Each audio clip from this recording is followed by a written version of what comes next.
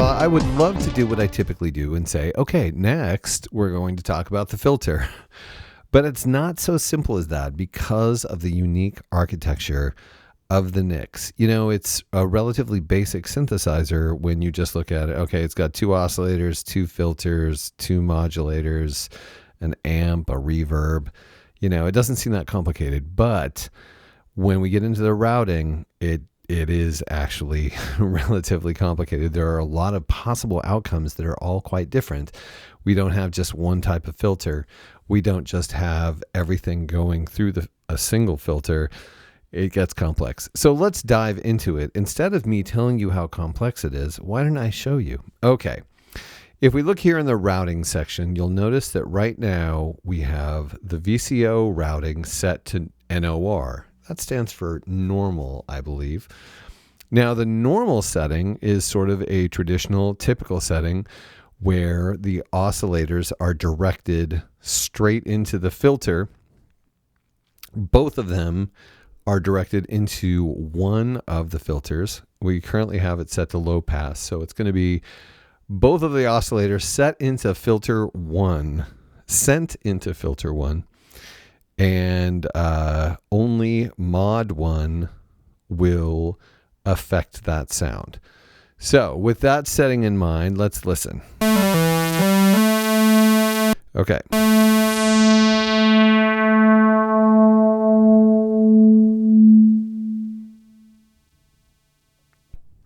The sound almost entirely goes away, so we're dealing with a 24 decibel per octave filter when it's in the normal setting. And both the oscillators are being sent to the first low-pass filter.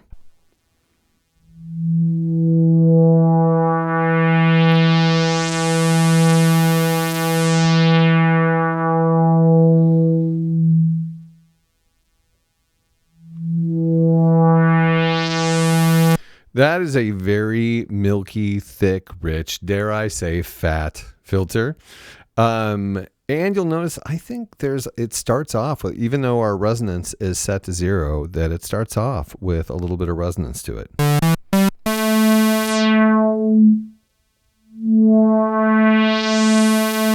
So let's turn up the resonance.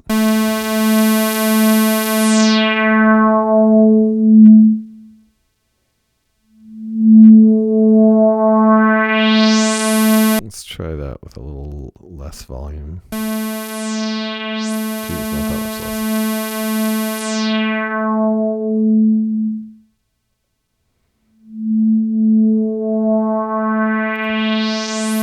That was a great sounding filter. Okay, about halfway up.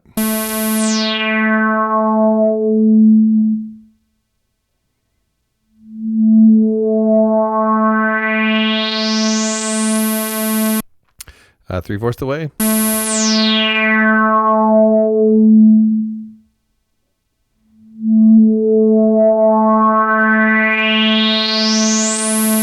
Okay, I'm going to turn it down for self-oscillation.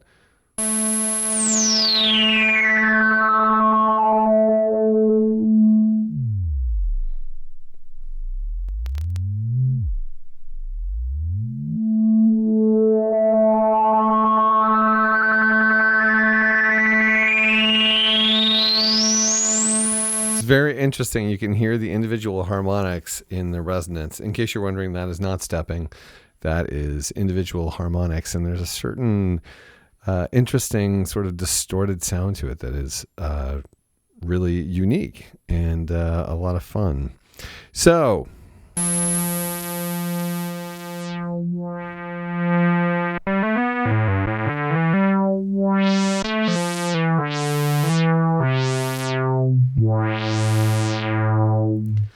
Okay, so we're still in the normal setting so that the 2 oscillators are sent to filter 1. It's in low pass, so it's a low pass sound. Since it is filter 1, the normal setting, it's a 24 decibel per octave filter. And we're going to say we would like to change that filter setting over time. So let us find a way to do that. Let's switch mod route to 1. Now, this means that we have just the most basic setting. These 2 oscillators are sent to the first filter, which is a low pass filter, and they are both modulated by, both oscillators are modulated through a single filter, which is modified by modulator number 1. Now we can talk about the modulator structure. Let's just turn it up here.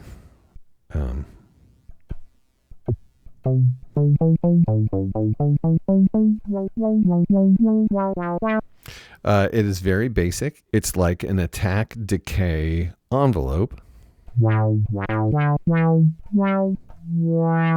Rise being the attack, fall being the decay.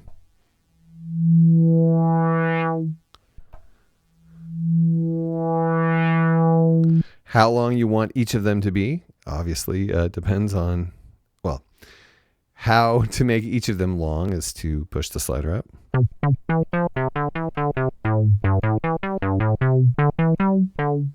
And if you would like to add some sustain or hold to that.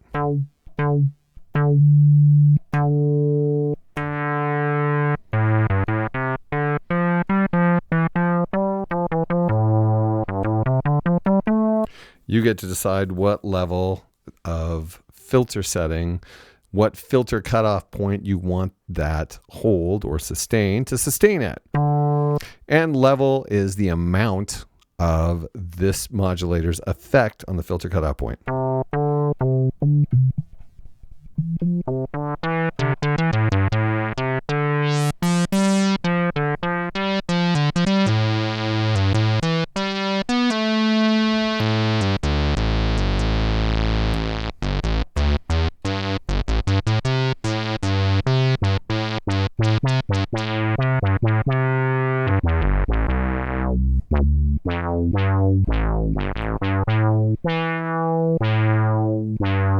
So that works just basically like a basic envelope that you have control over the shape of it, whether there's sustain, and the degree to which it affects the first filter.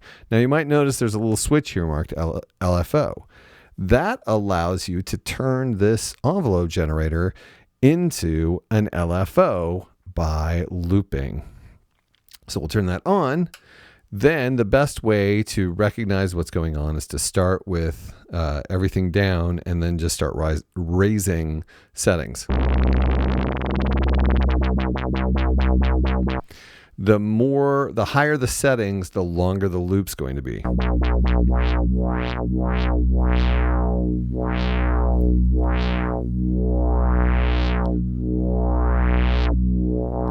And it still works in the same way as the envelope generator in the sense that you can still hear the attack and decay. If you have a long attack, you can hear that in the loop. If you have a short decay, you can hear that in the loop.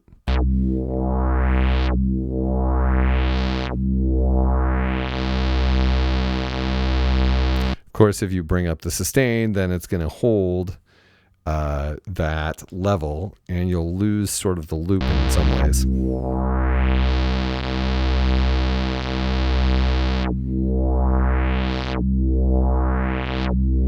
This is actually how Buchla envelopes work, which is interesting. This is kind of a Buchla concept in the midst of this 24 decibel per octave filter.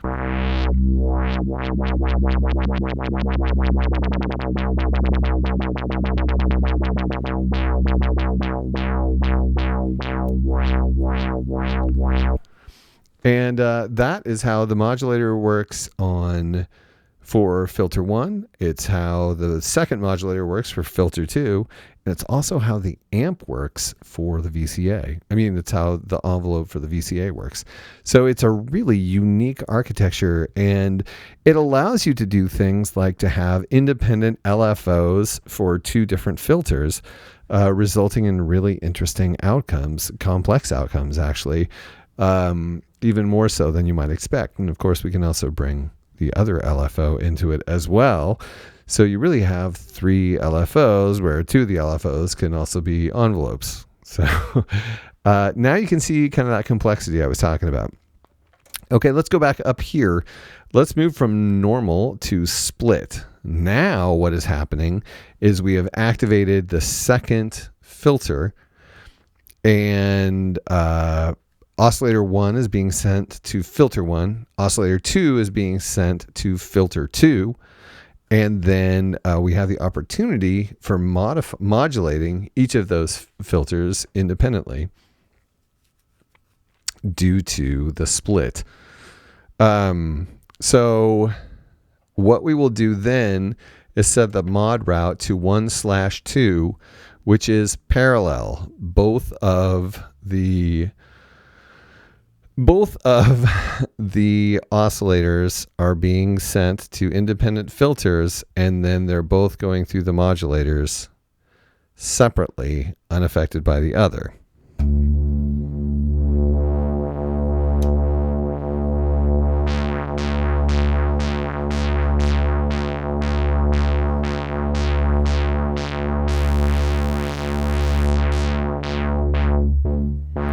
The offset changes the relationship where it basically acts as a level for one of the signal chains so that it will act differently to the modulations that are occurring.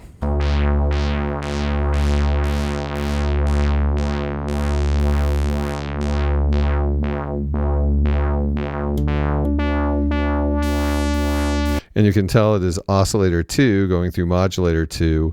The offset sort of gives them a little more level, gives it a little more level than it would have had, so that you can have filter effects that actually affect each oscillator differently. And you can even do things like when you're in bandpass mode, create formants in the sense that the peak of one filter is in one place and the peak of another filter is in another place.